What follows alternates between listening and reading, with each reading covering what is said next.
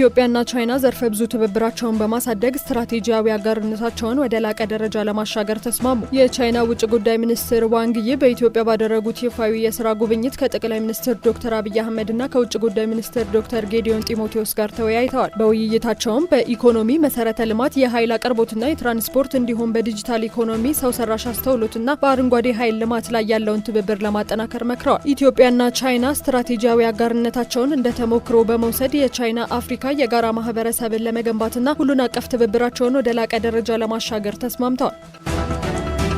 ግብር ከፋዮች ለቅጣት እንዳይዳረጉ የታተመላቸውን ደረሰኝ በታክስ ማዕከላቸው ሊወስዱ ይገባል አለ የገቢዎች ሚኒስቴር። ልዩ መለያ ኮድ ያለው የእጅ በእጅ የሽያጭ ደረሰኝ ሙሉ በሙሉ ከዛሬ ጀምሮ ወደ ትግበራ መግባቱን በሚኒስቴሩ የኮሙኒኬሽን ዳይሬክተር በፍርዱ መሰረት አንስተዋል። በመሆኑም ግብር ከፋዮች ከተለያዩ ቅጣቶች ለመዳን በየቅርንጫፍ ጽህፈት ቤቶችና ታክስ ማዕከላት በመሄድ የታተመላቸውን ደረሰኝ እንዲወስዱ ጥሪ አቅርበዋል። ዳይሬክተሩ